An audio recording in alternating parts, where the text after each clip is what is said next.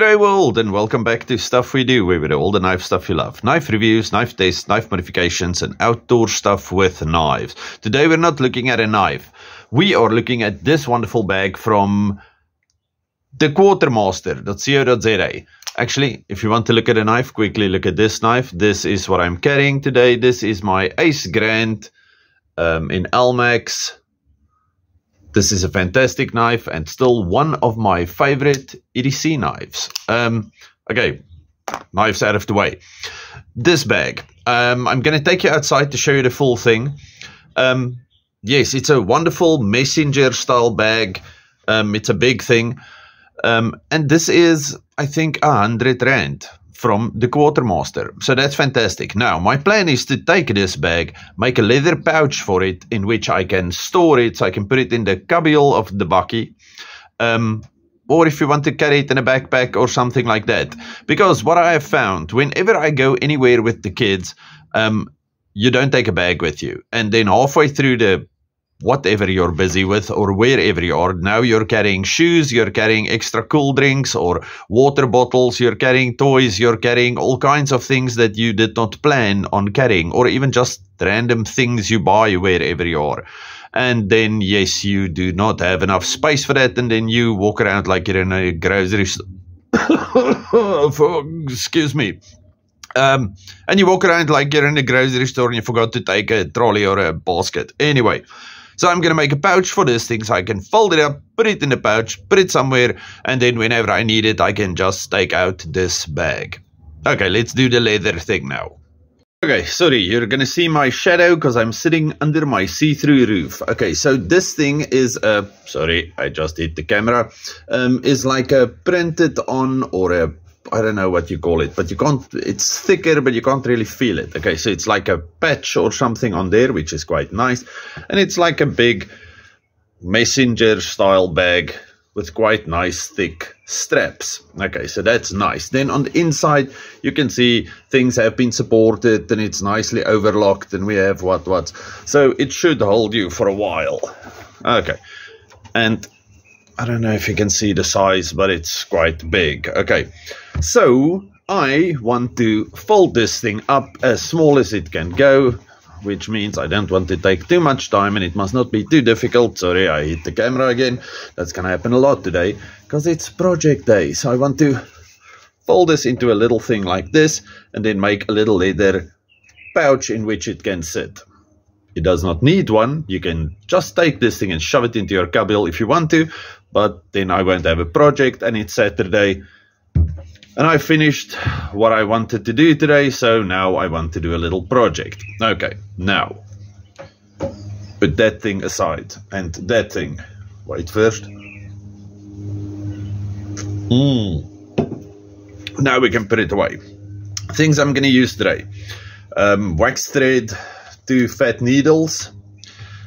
This is a fork from a mess kit that I still have to show you, but the tines or the forky parts are pretty much in line, because you will see if you look at your normal forks at home, I don't know, maybe it's just us, maybe it's because they're cheap, maybe it's because we chew on our forks, I'm not sure, but they're always a bit out of sync, so stuff looks pretty alright.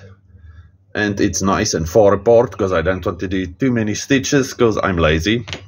And then I'm going to take this thing and I'm going to make myself a burnishing stick because I've never had that. Okay, and then a big hammer, a pointy thing, because I'm not going to drill holes today. I'm going to beat them through that thing.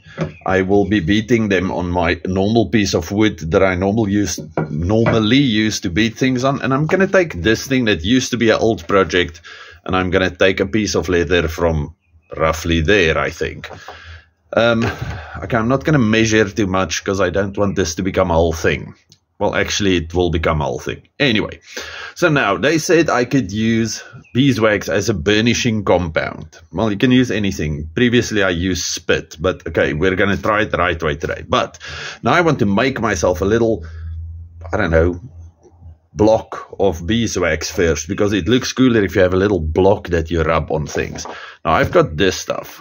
Beeswax beads that have kind of melted. So I'm going to take this, put it in a thing, melt it on a thing, and then pour it in my waxed paper little container to make my little soap brick of beeswax.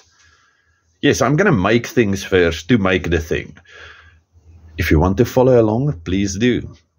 Okay, so we have my little jury-rigged gas thing over here. You should never do that. Anyway, and then I have this thing. Now, there's an amount of beeswax in there, but I didn't actually wash the tin, so you should also do that. Okay, now my tin doesn't really stand on here. So again, very precarious. Okay, I have this thing on a bendy thing. Well, you'll watch like that. Is that kind of okay, you'll watch like that. Okay, so now I'm going to quickly melt this. I'll show you when it's melted. Okay, it's pretty much well melted, so I'm gonna call that now. Okay, let's turn that thing off, and then we take our little wax thingy majiggy. Okay, this is less. Oh, this is less than I hoped for.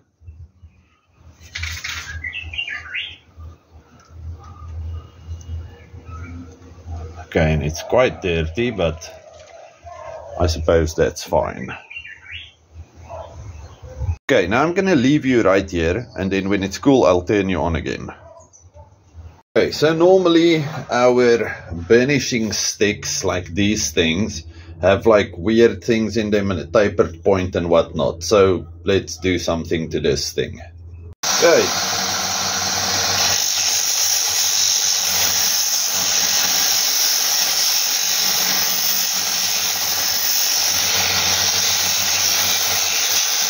So I'm doing everything one-handed because I'm such a wonderful giving person.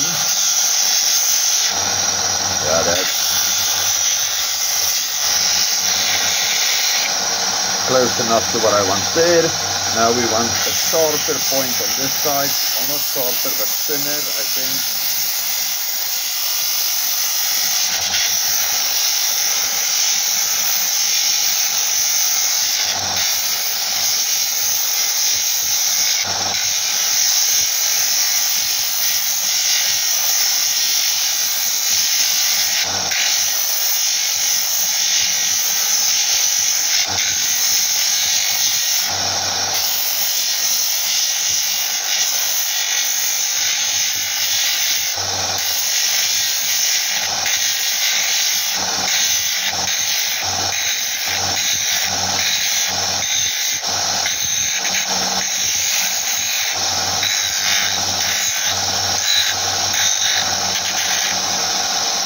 Okay, good enough.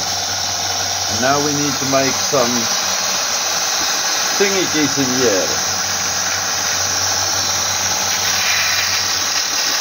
Okay, this is going to struggle one-handed. Okay, so they are not as nice and smooth as I want them, but I'm not going to spend a second more on that. So sweet. That's sharp. Let's do that. So we have our burnishing thing, and we have this, and this stuff has not even really started to discolor because that took like 2 minutes to make. Okay, so now I'm gonna start cutting the leather along. Oh, I brought out my awesome scissors and my ruler. Okay, so let's see what we're gonna do over here. I think so this does not become too much of a thing. I'm gonna do that straight like that. Yeah, that's sharp, and then that's close enough, I suppose, and that I'll just cut and use the same holes again. Let's just kind of make the top square. By kind of, I mean really kind of. That looks about sharp.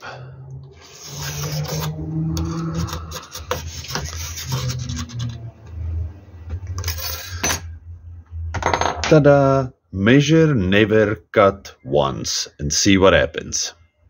Okay, if you want to cut leather, it's way better to do it with your, what do you call that thing? Just a knife or any type of blade, actually. But then you will, oh sorry, I'm kicking or punching the what, but then you will never get super strong thumbs. I'm sorry, because you're not using your scissors. Okay. Why am I cutting this open? Because now I have cut through my stitching, so it will fall apart anyway. Now let's just take a knife and start cutting this stuff. Just be careful you don't cut your leather.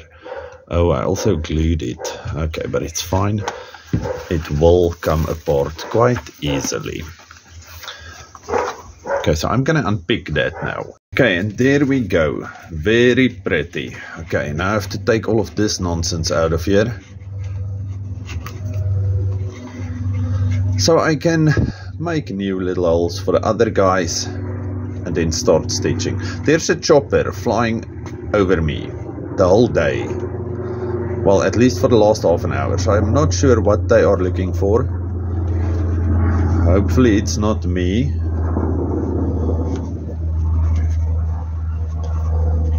Okay. Yes, this is very entertaining, ne? You come to this channel for only top-notch entertainment, nothing less. How to not do things and top-notch entertainment. Okay, yes, you can see when you cut things with scissors on top of each other, it does not always work out that nicely, but it is fine. Once I have this, no, I can't sew one piece. I'll have to sew everything at once. Actually, I need to cut this because I want the back to kind of just fold into the front. Yeah, I think that's what I'm going to do. Okay, so I'm going to check. Will this fit in here? Ah, you see, that's why we never measure, ne? Okay, so this will have to be folded smaller, and then I'm just going to do it. I'm just going to do it and then force it in there. Yes, that's what I'm going to do. Okay, so now I'm going to decide how much will this pretty much take. Let's say about that much, and we have kind of that much. Okay, so let's say where's something to mark with, about there. Okay, I have a mark, you see, very nicely measured. Now I'm just going to cut this one off on that mark. Okay. Okay, this piece I cut badly, and this one I just took a plate-shaped object, and now I'm doing this. And then that's going to look wonderful as I'm bumping the camera for the 17th time. Look at that. Again, cut badly, but it's wonderful. So now it's going to be like that. And then this thing, I can either just make a whole put a piece of cord in there to tie it around it. Yeah, tie it around itself. I think that's going to be the easiest, especially if this thing is bulging like a monster. Okay, so now, oh, sorry for the camera. It's very difficult working around the camera. Now that I have this thing like this, I'm just going to take my fork. Okay, I need to draw lines first. Okay, so I'm going to draw lines. Then I'm going to take my fork, just press it like that so I have little divots that I can see, and then I'm going to take this thing, put it on there, and just beat it through all of them.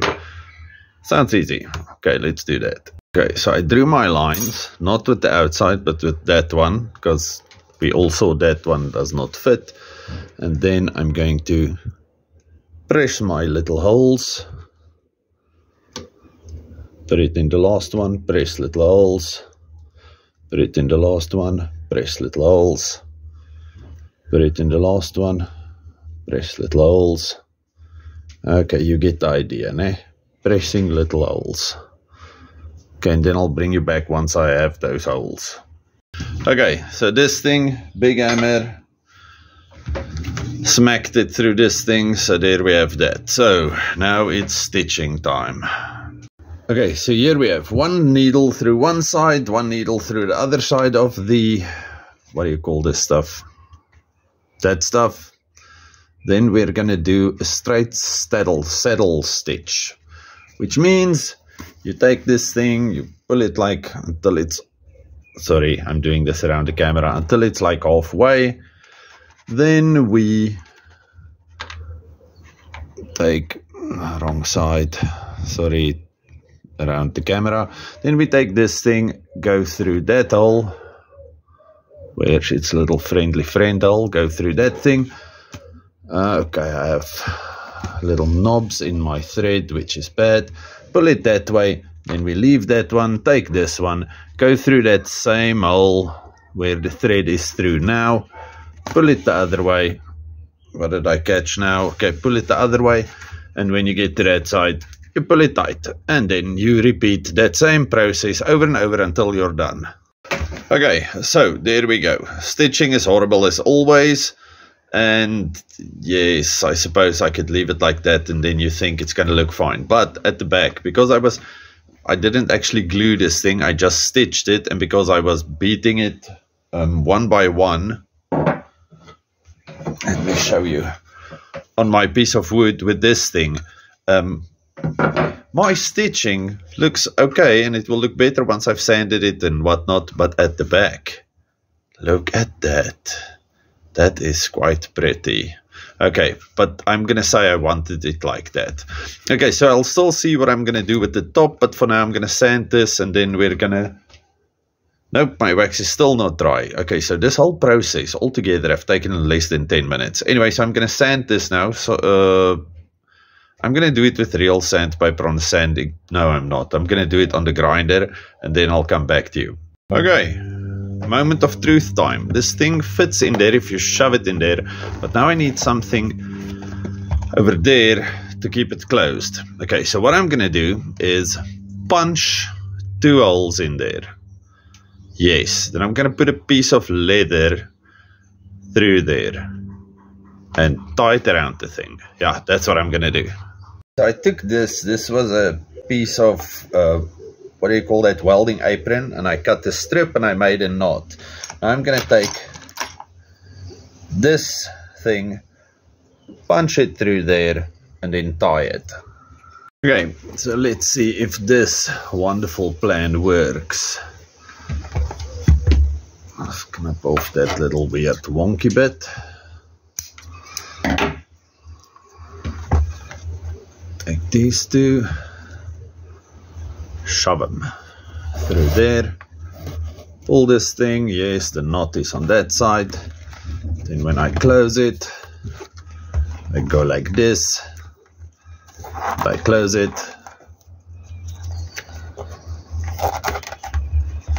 Ta-da! Look at that. A pouch in a pouch. Okay, I'm not going to do anything to this leather. I'm not going to dye anything. I'm not going to oil anything. This is an old piece of leather. Oh, I still wanted to burnish the sides, and then I suppose I have to make the rest of it look better. Okay, so let's do that. Okay.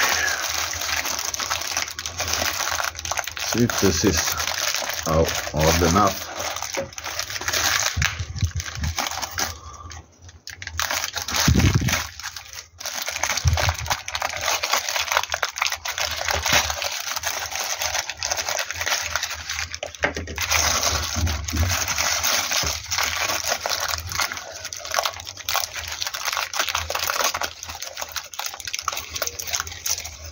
It's kind of difficult getting it out. I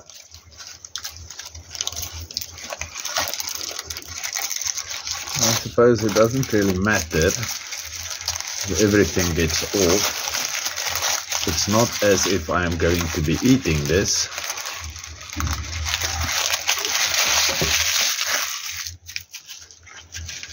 Put that back in its little container.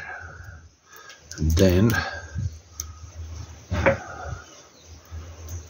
this is good enough. Okay, this is still kind of tacky, which is nice. Now we can kind of mold the sides a bit. Okay, now we have a handy piece that we can use to do this. Actually, I suppose I should take everything out there.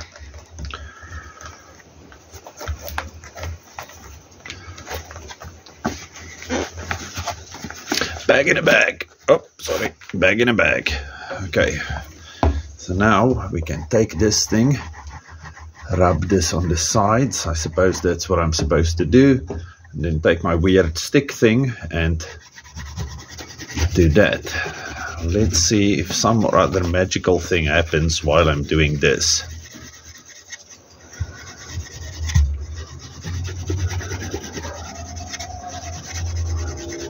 Okay, I've never really done this burnishing thing too much before.